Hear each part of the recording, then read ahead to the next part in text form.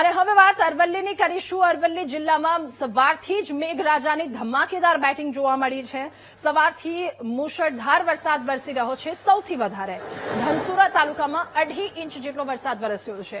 મેઘરજમાં 2, મોડાસામાં 2 ઇંચ જેટલો વરસાદ વરસ્યો તો ભારે વરસાદના કારણે રસ્તાઓ પર પાણી ભરાયા છે।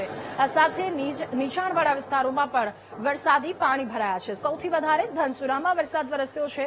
મેઘરજમાં 2 ઇંચ વરસાદ સાથે મોડાસામાં પણ આ જ પ્રકારનો વરસાદી માહોલ છે। સતત વરસાદના કારણે રસ્તાઓ પાણી થયા છે અને નીચાણવાળા વિસ્તારો કે જ્યાં સતત વરસાદના કારણે વરસાદી પાણી ભરાયા છે, લોકો સ્થાનિકો કે જેમને હાલાકી વેઠવાનો વખત આવ્યો છે। જિલ્લામાં મેઘરાજાની ધમાકેદાર બેટિંગ જોવા મળી। અરવલ્લીથી આ દ્રશ્ય છે।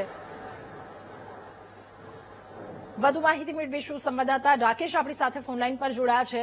રાકેશ, અરવલ્લી જિલ્લામાં સવારથી જ મેઘરાજાની ધમાકેદાર બેટિંગ જોવા મળી રહી છે। શું સ્થિતિ અલગ અલગ જગ્યા પર રહી? આજે સવારથી જ મેઘરાજાની સવારી નવસારી જિલ્લા પર તૂટી પડી હતી અને અનેક વિસ્તારોમાં જળબંબાકારની પરિસ્થિતિ સર્જી દીધી છે। નવસારી શહેરના અલગ અલગ વિસ્તાર, જે નીચાણવાળા વિસ્તાર છે, નીચાણવાળા વિસ્તારમાં તમામ જગ્યાએ પાણી ભરાઈ ગયા છે। તો શહેરના 50% જેટલા માર્ગો પર પાણી છવાઈ જતા વાહન ચાલકોને ભારે મુશ્કેલીનો સામનો કરવો પડ્યો છે। ખાસ વાત વિસ્તારની કરવામાં આવે તો દશેરા ટેકરી વિસ્તારમાં 30 જેટલા ઘરોમાં વરસાદી પાણી ઘૂસી ગયા હતા અને કમરસમાં પાણી ઘૂસી ગયા છે, જેના કારણે શ્રમિક વિસ્તારમાં જે કંઈક લોકો રહે છે એ ભારે મુશ્કેલી વેઠવાનો વારો આવ્યો છે। ખાસ ગરીબ વર્ગ છે, ગરીબ વર્ગનું જે કંઈક માલ સામાન પલળી જતું હોય છે, એટલે એ લોકો માટે મોટી નુકસાની કહી શકાય, કારણ કે વરસાદી પાણી સીધા એમના ઘરમાં પ્રવેશી ગયા છે અને મહાનગરપાલિકાના જે દાવાઓ હતા એ ખોટા સાબિત થયા છે।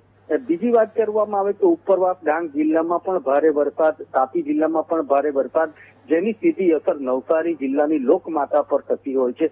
પૂર્ણા, અંબિકા, કાવેરી નદીમાં ઘોડાપૂરની પરિસ્થિતિ સર્જાઈ છે, એટલે નજીકના વધુ વરસાદ રહ્યો તો પૂરની સ્થિતિનું નિર્માણ નવસારી શહેર અને જિલ્લામાં થઈ શકે એવી શક્યતાઓ દેખાઈ રહી છે। રાજા જી, આભાર આપનો વિગતો સાથે જોડાવા બદલ।